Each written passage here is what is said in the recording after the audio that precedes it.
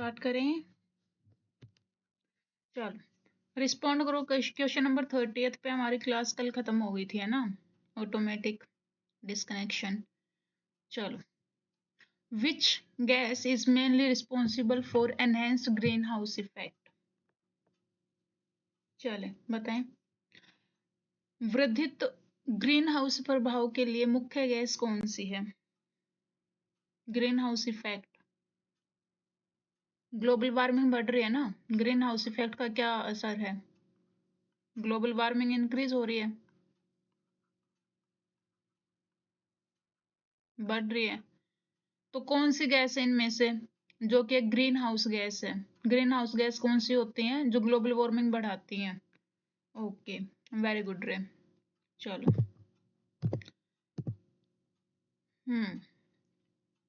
our surroundings including living and non living things are called, easy peasy। हमारे चारों ओर मौजूद सजीव और निर्जीव वस्तुओं को क्या कहते हैं? क्या कहते हैं? Ecosystem, habitat, environment, biosphere. पारितंत्र, आवास, पर्यावरण, जैव मंडल। Living, non living things, our surrounding. बचपन में सुना था सीएफसी भी रिस्पॉन्सिबल है। हाँ जी sir. So it is environment. Okay. So can you differentiate all these terms? C. Yes, very good. Ray and Cuckoo. ये सारी टर्म्स आपको पता होनी चाहिए। इकोसिस्टम क्या होता है, हैबिटाट क्या होता है, एनवायरनमेंट क्या होता है, बायोस्फीयर क्या होता है, ठीक है। चलें, environment is the right answer. Next, the interaction between living organisms and non-living organisms forms an क्या? सजीव और निर्जीव घटकों की परस्पर क्रिया से बनता है, से क्या बनता है? Interaction between living and non living organism क्या बनाते हैं? एनवायरनमेंट बनाते हैं, बायोस्फीयर बनाते हैं, इकोसिस्टम बनाते हैं, हैबिटेट बनाते हैं। इकोसिस्टम का मैक्रोफेस बायोस्फीयर होगा। Okay, will say about it.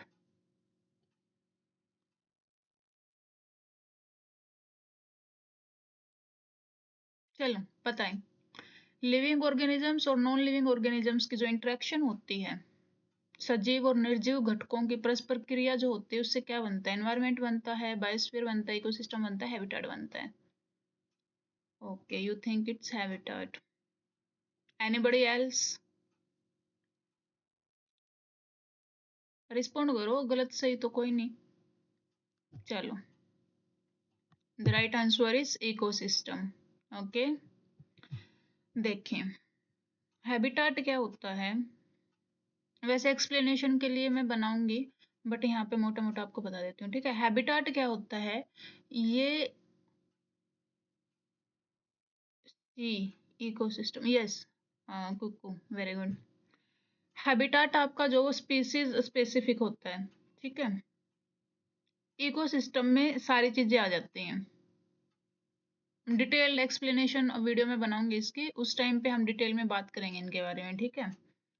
Ecosystem में हर टाइप के जो भी जीव जंतु हैं वो हैं, ठीक है।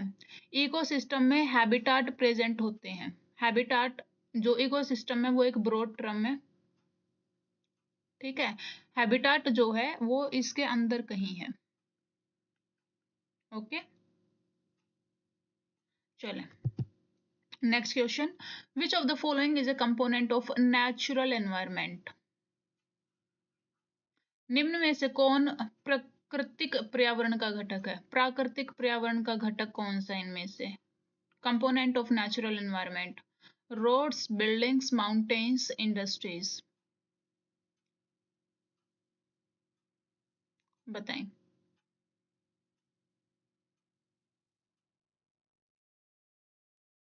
रोड, बिल्डिंग्स, माउंटेन, इंडस्ट्रीज, इनमें से जो है आपको नेचुरल एनवायरनमेंट बताना है। चलो, and the right answer is mountains. ये भी, रोड भी मैन मेड है, बिल्डिंग्स को भी इंसान ही बनाते हैं, है ना। इंडस्ट्रीज तो ऑफ कोर्स मैन मेड, जिससे आपकी ग्लोबल वार्मिंग बढ़ रही है ना, क्योंकि ये क्या करती हैं, ग्रीन हाउस गैसेज जो होती हैं उनको रिलीज करती हैं। चलो next question. Land, water, air, plants and animals together form the.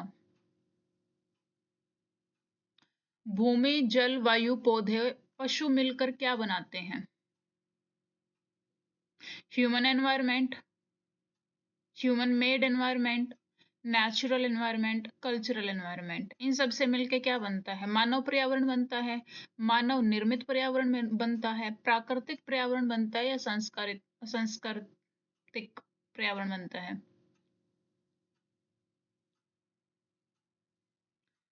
सांस्कृतिक पर्यावरण, प्राकृतिक, मानव निर्मित, मानव पर्यावरण, बताएं। And the right answer is natural environment, है ना। ये तीनों क्या है? लैंड, वाटर, एयर, हम सब क्या है? नेचर के बनाए हुए हैं, है ना। प्रकृति ने हमें बनाया है ना। सो सॉरी गाइस, ये क्या ही हुआ पता नहीं। स्क्रीन दिखाई दे रही है आपको? चलो, living components of the environment are known as. एक एनवायरनमेंट जो है, एक पर्यावरण जो है, उसके लिविंग कंपोनेंट्स, सजीव घटक क्या कहलाते हैं? Abiotic, physical, biotic, atmospheric. अजैविक, भौतिक, जैविक, या वायुमंडलीय, क्या कहते हैं उन कंपोनेंट्स को?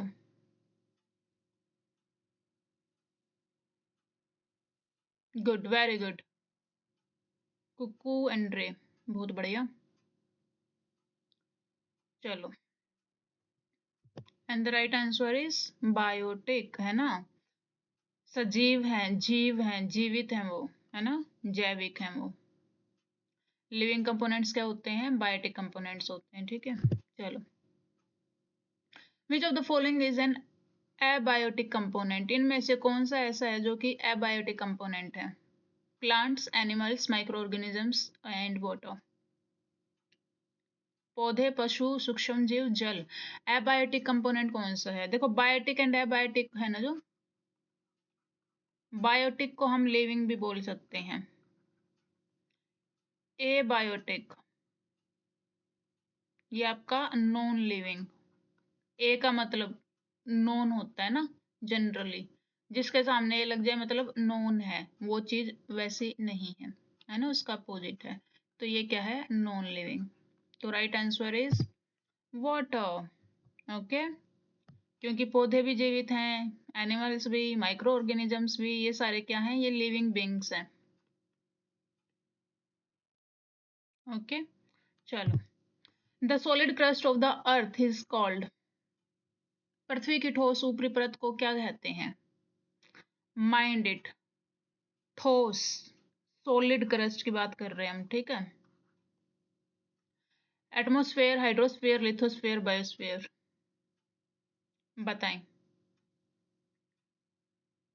पृथ्वी की ठोस ऊपरी परत को क्या कहते हैं? वायुमंडल, जलमंडल, स्थलमंडल और जैव मंडल। और इसको बताने के बाद मेरे को ये बताना कि कौन कौन सी लेयर उसमें जो है इंक्लूडेड होती हैं, मतलब एक्चुअली उसकी जो है डेफिनेशन क्या है। Right answer is lithosphere. चलो, एटमॉस्फेयर वायुमंडल है ना, जहाँ पे हवा है। हाइड्रोस्फेयर जहाँ पे वाटर, वाटर बॉडीज को हाइड्रोस्फेयर बोलते हैं हम। लिथोस्फेयर जो होता है सथल, है ना, टेरिटोरियल बोल देते हैं हम जो लिथोस्फेयर में रहते हैं उनको। और बायोस्फीयर क्या होता है? इन सब को मिला दें, यहाँ पे एटमॉस्फेयर आ गया, और यहाँ पे आपका हाइड्रोस्फेयर आ गया, और यहाँ पे जो है आपका हम्म, ये लिथोस्फेयर आ गया। तो ये वाला जो पोर्शन है आपका, तो जो ये वाला पोर्शन जो होएगा, ये आपका क्या हो जाएगा? बायोस्फीयर हो जाएगा। ठीक है, बायोस्फीयर हो जाएगा ये, क्योंकि हमें जीने के लिए एटमॉस्फेयर की हवा की ज़रूरत भी है ना, और पानी की ज़रूरत भी है। धरती पे तो हम रहते ही हैं, है ना, तो ये वह जो आपका ये क्या हो जाएगा, बायोस्फीयर। ठीक है, चलो next, crust mantle core. No sir, this is, ये आपने पूरा बता दिया ना, जो आपने बताया है ये कंप्लीट बता दिया। ये जो लेयर्स हैं आपने ये वाली एक्सप्लेन कर दी है ना, फर्स्ट मेंटल कोर।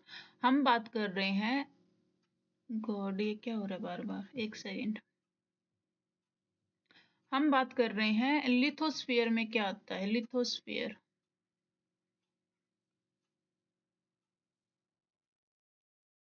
लिथोरोक स्फीयर घेरा, वेरी गुड, बहुत बढ़िया। अरे चलो,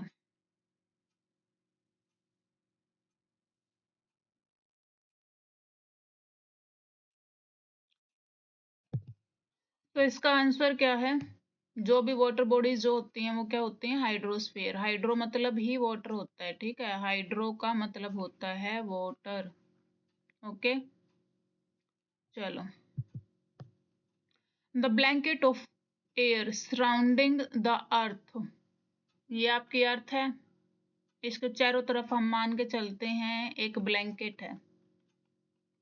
ठीक है, किसका ब्लैंकेट है ये, एयर का ब्लैंकेट है। तो इसको हम क्या बोलते हैं, बायोस्फीयर बोलते हैं, हाइड्रोस्फीयर बोलते हैं, एटमॉस्फेयर बोलते हैं, लिथोस्फीयर। पृथ्वी के चारों ओर फैली वायु की परत कहलाती है जैवमंडल, जलमंडल, वायुमंडल, स्थलमंडल।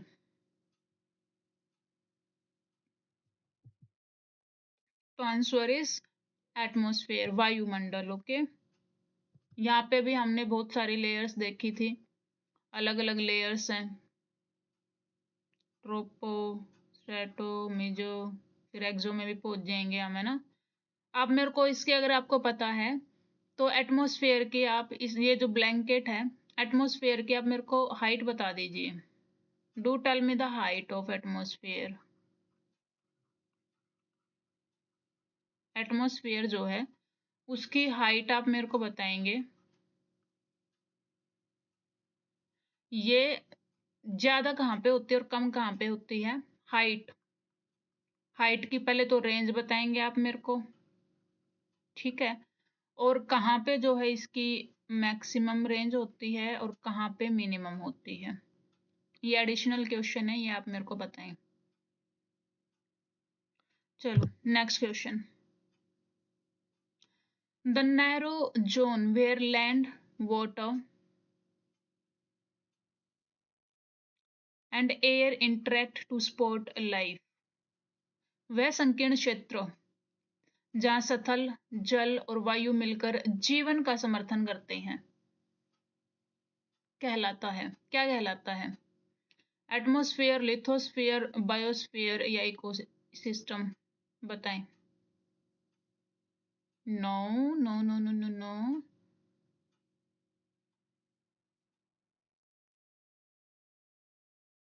यस, ओवरऑल एटमॉस्फेयर तो it's like you can go. Basically हम जब एटमॉस्फेयर की बात कर रहे हैं ना, अरे एटमॉस्फेयर की बात कर रहे हैं, ये अर्थ है, इसके चारों तरफ जो एटमॉस्फेयर है,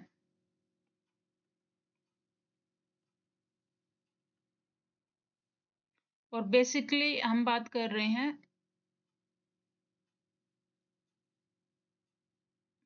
ट्रोपोस्फियर की।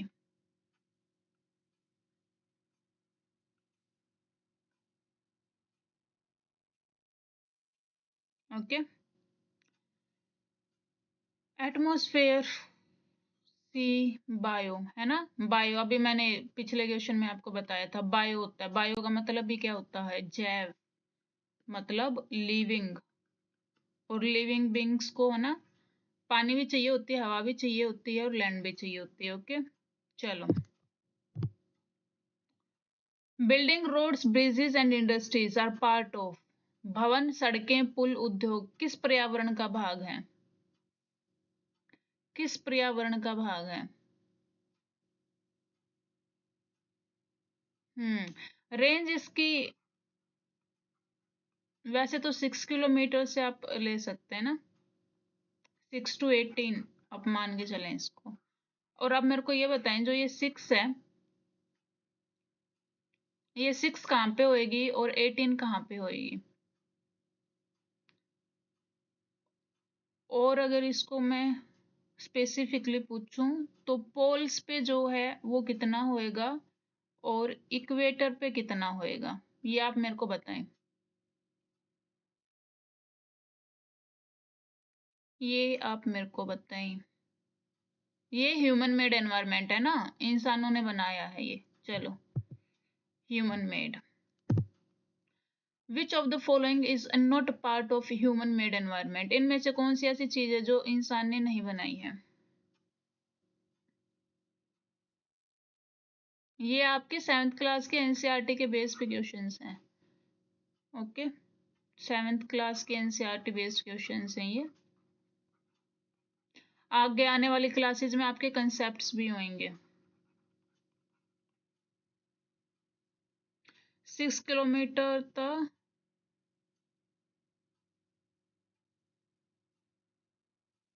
सरकमफ्रेंस की बात कर रहे हैं आप? क्या बात कर रहे हैं? D rivers. What is the question? Which one of the following is not part of human made environment? मानव निर्मित पर्यावरण का भाग नहीं है। Park, industries, dams, reverse. Of course, है ना, ये सारी चीजें तो इंसान ही बनाते हैं, पार्क भी, इंडस्ट्री भी और डैम वगैरह भी। चलो, next question. People, their activities and their interactions form, क्या बनाते हैं? इंसान, उनकी गतिविधियां और परस्पर संबंध का निर्माण, उनका मतलब किसका निर्माण करते हैं ये?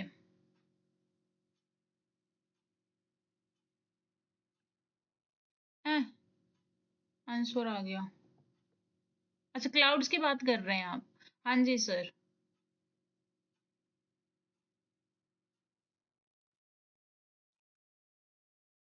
हमारा जितना भी क्लाइमेटिक या फिर वेदर का आप बोल लें, जो भी फिनोमेना होता है वो आपका, तो वो बेसिकली आपका इसी रेंज में होता है, ठीक है, 6 to 18 किलोमीटर, जो कि बेसिकली ट्रोपोस्फियर है। तो आपके जितने भी बादल बनते हैं, बिगड़ते हैं, बारिश होती है, जो भी कुछ है वो इसी रेंज में होता है, ठीक है। तो ये ह्यूमन एनवायरनमेंट बनाता है, ठीक है। इंसानों से जुड़ी बातें हैं, उन्हीं की गतिविधियां हैं, उन्हीं से संबंध हैं, तो मानव पर्यावरण। चलो, next question. Which activity, hi Ishan, good evening, how are you doing? Which activity has the greatest impact on the environment? Environment में इनमें से कौन सी गतिविधि है जिसका सबसे ज्यादा प्रभाव पड़ता है? Reading books, walking, industrial activities and sleeping. Environment पे बताएंगे आप कि सबसे अधिक प्रभाव। इनफैक्ट मैं इस क्वेश्चन को चेंज करती हूँ और मैं बोल रही हूँ, आप इसको क्या करें, आप मानते हैं कि चारों से प्रभाव पड़ता है या नहीं? ये बताएं पहले आप मेरे को, क्या आपको लगता है कि इन चारों चीजों से एनवायरनमेंट पे प्रभाव पड़ता है? Do let me know this.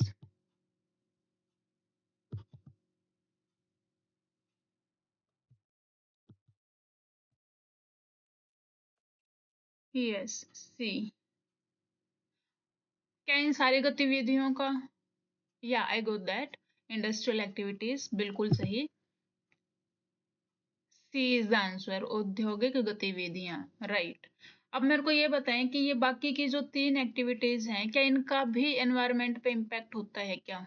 Reading books, walking, sleeping, क्या लगता है आपको, इनका भी कोई असर होता है एनवायरनमेंट पे, इम्पैक्ट होता है?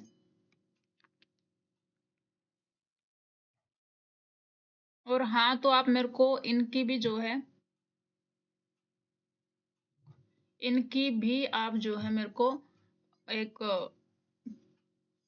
सीक्वेंस में बता दें आप मेरे को ना, सबसे ज्यादा किसका बढ़ता है, फिर किसका, ऐसे बता दें आप मेरे को कि पहले नंबर पे इसका, दूसरे पे इसका, तीसरे पे इसका और सबसे कम इसका। ठीक है, डिक्रीजिंग ऑर्डर में बताना है आपको, डिक्रीजिंग ऑर्डर में बताना है, घटते हुए क्रम में, आई गेस घटते हुए क्रम में बताना है। Reading books, yes. Paper come from tree, yes. Okay. चारों का पता नहीं बट 3 से पड़ता है, हाँ जी सर बिल्कुल। वॉकिंग रिक्वायर्ड रोड्स और park concrete, very good. Sleep is list effective, okay. Against environment, right.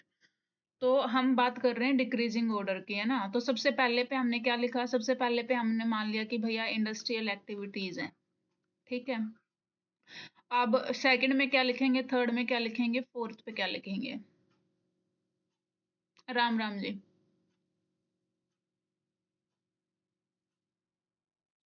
बताएं। चलो, next question. Which one of the following is biotic component. Biotic component बताना है आपको, इनमें से बायोटिक मतलब जैविक घटक, घटक आपको बताना है, ठीक है। Soil, air, water, plants. Soil मृदा, वायु, जल, पौधे, इनमें से जीवित कौन सी चीज है। वॉकिंग मैन, अच्छा वॉकिंग मैन फॉर ऑक्सीजन ज्यादा कंज्यूम होंगी कंपैरेटिवली, ओके, यस, गुड।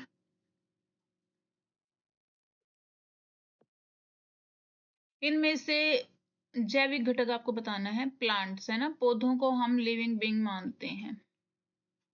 अच्छा, सोइल भी आपकी बायोटिक कंपोनेंट है क्या। सोइल के बारे में बताना चाहेंगे आप, इस सोइल अ बायोटिक कंपोनेंट,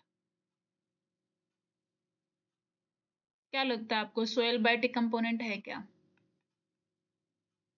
चलो, next question. An ecosystem includes,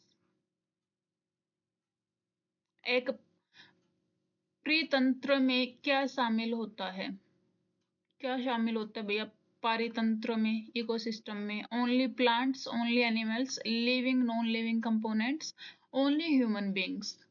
तो इकोसिस्टम हम किस चीज को बोलते हैं, केवल पौधों को, केवल पशुओं को।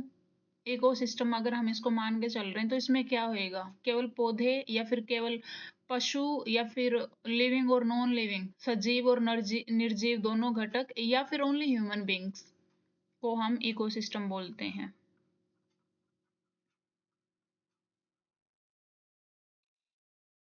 Soil sport, live worms and others. Okay, good.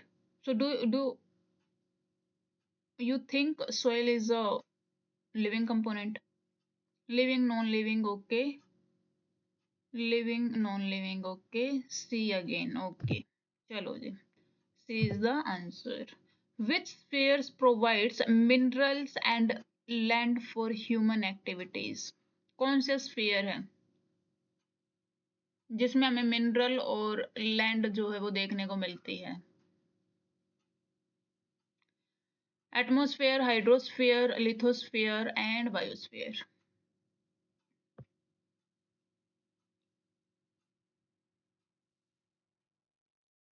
और अगर मैं यहाँ पे सिर्फ मिनरल कर देती, ओनली मिनरल्स ओनली अगर मैं करती, अगर हम लैंड को भूल जाते। Yes sir, no Ishan, yes, C is the answer, very good Ishan. Lithosphere, okay, good. अगर मैं आपको बोलती हूँ कि मिनरल्स ओनली, तो आप मेरे को बताएं इनमें से कौन कौन से स्फीयर में जो है आपको मिनरल्स देखने को मिलते हैं। कौन कौन कौन सा स्फीयर जो है इनमें से मिनरल्स भी। आपने लिथो तो बता दिया ना, लिथो के अलावा भी कोई स्फीयर है जिसमें से हमें मिनरल्स देखने को मिल जाते हैं, प्रोवाइड करा पाता मिनरल्स हमें।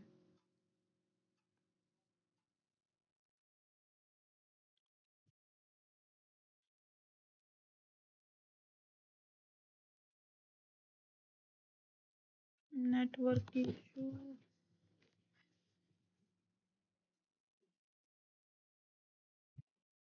हाइड्रोस्फेयर भी लिथो। ओके, तो रे डोंट यू थिंक आपको हाइड्रोस्फेयर में मिनरल्स देखने को मिलते हैं?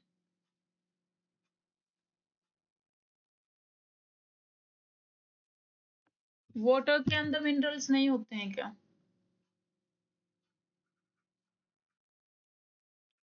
Does water provide us with minerals?